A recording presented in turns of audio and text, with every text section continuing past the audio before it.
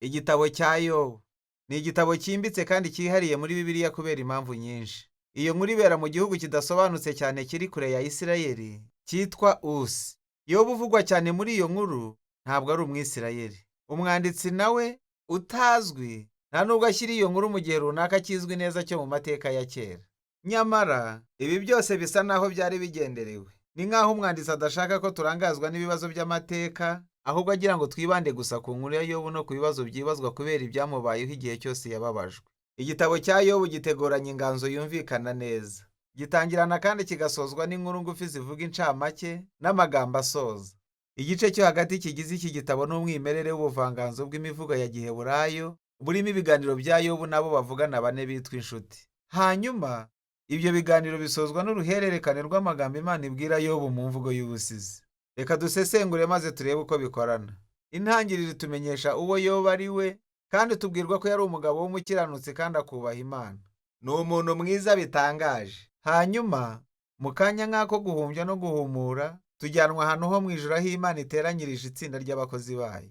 Ni ishusho ikunze kugaragara cyane mu isezerano rya kera, isobanura uburyo Imana itegeka isi. Mu binyabugingo byo mu ijuru harimo ikiremwa cyitwa Satani, bisobanura umushinjacyaha mu Giheburayo. Bisa naho turimo tureba ibiri kubera mu rukiko. Imana yerekana Yobu nk'umukiranutsi by'ukuri, maze umurezi agahakanya Imana mu by'ihame ryayo ryo kugororera abakiranutsi nka Yobu.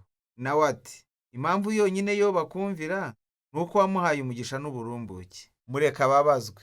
Ubwo nibwo tuzamenya niba koko ari umukiranutsi. Maze Imana yemera ko umurezi Satani ateza Yobu ibyago.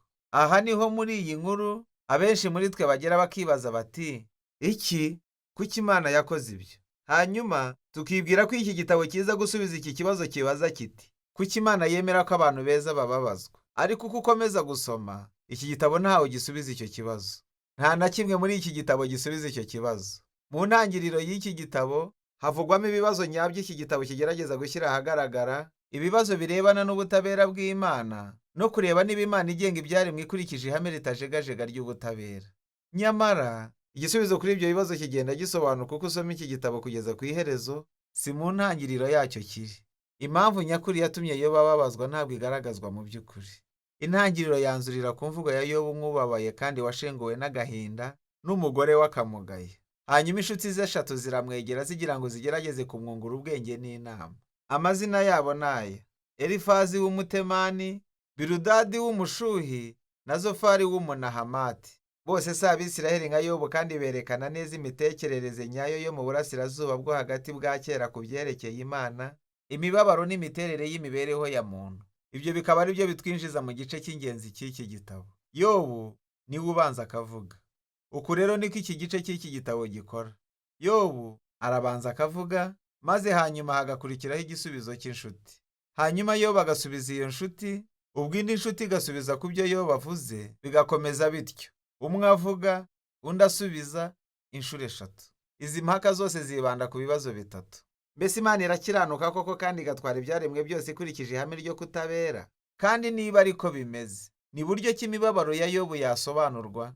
Nk'uko tugiye kubibona, Yobu na za nshuti bakoraga bashingiye ku mitekerereze rusange yo kwibwira yuko ubutabera bw'Imana bugomba kuba bumeze nk'ubwo mu isi. Ni ukuvuga ko buri kintu cyose kibaho mu by'Imana yaremye kigomba kugenda nk'uko ihame rikomeye ry'ubutabera ribigena. Bisobanura ko niba ari umuntu mwiza, w'umunyabwenge kandi ukaba wubaha Imana, ubwo ibintu bizakugeraho bizaba byiza. Imana izakugororera. Ariko niba uri mubi kandi ukaba n'umupfapfa, ugakora n'ibikorwa bibi, ubwo nibwo ibibi bizakugeraho. Imana izaguhana. Mu biganiro bya Yobu byose igisobanuro agarukaho ni iki gikurikira. Icya mbere ni uko ari umwere, bityo ibyo bikaba byumvikanisha ko imibabaro ye idaturuka ku gihano cy'Imana. Ubu tuzi nk'uko tubisanga mu ntangiriro nanone ko ibyo bintu byombi ari ukuri. Wibuke ko Imana ubwayo yavuze ko Yobu ari umukiranutsi kandi akaba n'intungane. Uko rero akaba ariko Yobu asoza impaka ze ashinja Imana ati, yaba idategeka isi mu buryo buhuje n'ubutabera, cyangwa se ikirenze kuri icyo, Imana ubwayo yaba ariyo idakiranuka. Za nshuti ze ku rundi ruhande ntizemeranya nawe. Ibyo zo zivuga nuko Imana ikiranuka, ibyo bikaba byumvikanisha ko Imana buri gihe itegeka isi mu buryo buhuje n'ubutabera muri ubwo buryo. Uko niko zisoza zidashinja Imana, ahubwo zigashinja Yobu. yobu agomba kuba hari icyo yakoze kibi cyane cyatumye imana imuhana ityo, ndetse zitangira ziremekanye byaba bishoboka ko ari ibyaha yobu yaba yarakoze. Yobu ahakana ibyo byose. Mu by'ukuri yinubira iby'inshuti ze zavugaga kugeza aho amaherezo azivaho. Ajyana urubanza rwe ku Mana mu buryo butaziguye. Ikintu tugomba kumenya rero ni uko muri iyo mivugo yobu yerekana ibyiyumvo bye by'uburyo bwose. Yari asanzwe yibwira ko Imana ikiranuka, ariko ubu akaba adashobora guhuza ibyo n'imibabaro ye. Ku bw'ibyo mu byo avuga bimwe yobu ashinja Imana ko ari inyagitugu, ndetse hari n'igihe yavuze ko Imana ariyo iteza akarengane kose kabera ku isi. Nyamara akivuga icyo atekereje icyo bimutera ubwoba cyane, kubera ko yifuza kwiringira no kwizera ko Imana ariyo ikiranuka by'ukuri. Yobu agaragara ahantu hose muri iki gice. Hanyuma Yobu avuga irindi jambo rya nyuma agamije kwerekana ko ari umwere, maze agasaba Imana ko yaza yo ubwayo ikisobanura. Ubu noneho nibwo haza inshuti itaravuzwe mu za mbere yitwa Elihu w'umubuzi. Si Umwisirayeli, ariko afite izina ry'Igiheburayo. Elihu kandi nawe ibyo yibwiraga byari bimwe n'ibyo Yobu n'inshuti ze batekereza. Ashimangira nawe ko Imana itabera, kandi ko ibyo bishatse kuvuga ko buri gihe iyobora ibyaremwe byose mu buryo butabera. Ariko Elihu yaje kugera ku mwanzuro uziguye kurushaho ku byerekeye n'impamvu abantu beza bababazwa. Bishobora kuba atari igihano cy'ibyaha wakoze kera. Imana ishobora guteza abantu imibabaro nk'umuburo ubafasha kwirinda kuzakora ibyaha, cyangwa igakoresha umubabaro n'ibyago kugira ngo ibatoze mu myitwarire cyangwa ibigisha amasomo y'ingirakamaro. Elihu ntahamya ko azi impamvu y'imibabaro ya Yobu, ariko icyo azi neza ni kimwe: Yobu ashinja Imana ko irenganya abantu abakoze ibidakwiriye. Yobu ntacyo yigeze asubiza Elihu, maze uko aba ariko ibiganiro birangiriraho. Ni nk'aho ubwenge bw'abakera bwari bwagerageje gusobanura, ariko nanone amayobera agumaho. Hanyuma Imana yiyereka Yobu muri serwakira imuguye gitumo, maze imusubiza bahanganye. Yabanje gusubiza ikirego Yobu yayireze avuga ko ibera kandi ko hari ibiyiso biyitegeka ibyaremwe byose. Imana ijyana Yobu mu gisa n'urugendo rwo mu isanzure, maze itangira kumubaza ibibazo binyuranye ku byerekeye imitunganyirize y'ibiri mu isanzure n'inkomoko yaryo. Yobu se yaba yari ariho igihe Imana yahangaga isi, cyangwa igihe yatunganyaga imiterere y'inyenyeri? Yobu se yigeze ategeka izuba ngo rirase, cyangwa ngo agene uko ihindagurika ry'ikirere rigenda? Amaso y'Imana ahora kuri ibyo bintu byose bigize isanzure ry'ikirere, ibyo Yobu atigeze atekerezaho. Maze Imana igatangira imuha ibisobanuro birambuye, yerekana uko ihene zo mu gasozi zirisha, n'uko imparage zibyara, n'uburyo cy'intare n'indogobe zo mu ishyamba zibona ibyo kurya bizitunga.